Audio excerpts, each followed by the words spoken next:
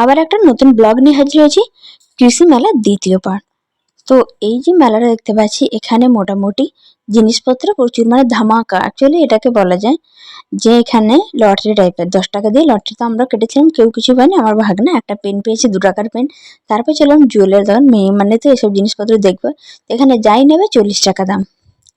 তো বেশ মোটামুটি দেখছিলাম ভালোই জিনিসপত্র আছে, এতটাও খারাপ না, কিন্তু দামটা একটু কস্টলি মনে হচ্ছে, এগুলো 40 টাকার জিনিসও না।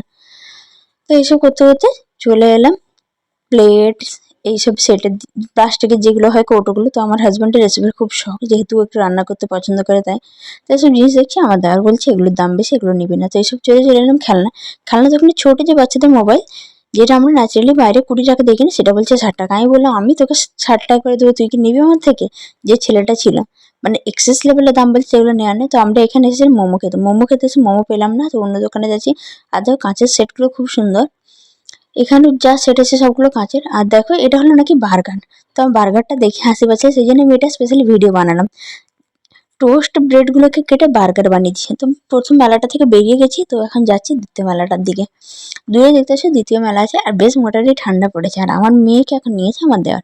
দেখো এই এন্ট্রিটা খুব সুন্দর বানিয়েছে, রকেটের মতো।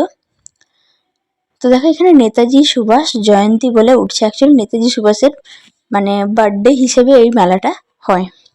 তো মেলাটার ভেতরে ঢুকছে, দেখো দূরে একটু একটা মানে ভূতের মতো সাজিয়েছে, যে এটা বাচ্চারা দেখছে, খুব এনজয় করছে। তো আমি ভাবলাম একটা শর্ট ক্লিপ নিয়ে রাখি। দেখো দেখতেই পাচ্ছি, মানে ছোট হলে ভয় লাগবে, আমরা বড় যেহেতু আমাদের ভয় লাগছে না।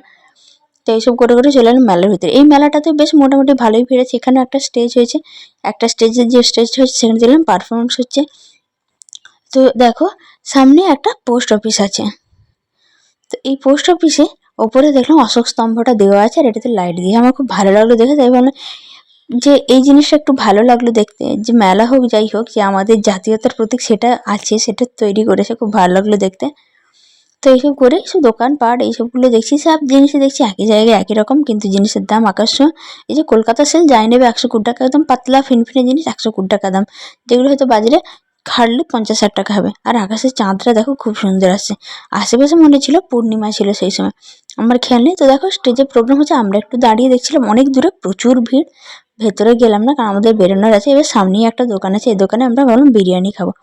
তো অলরেডি তোমরা শর্ট ভিডিওতে বিরিয়ানির ডিটেলস পেয়ে গেছো। তো এখানে বলি বিরিয়ানি একদম বাজে বানিয়েছিল। হায়দ্রাবাদে যারা বিরিয়ানি খেয়েছে তাদেরকে আছে এইসব বিরিয়ানি একদম ফিকা লাগবে।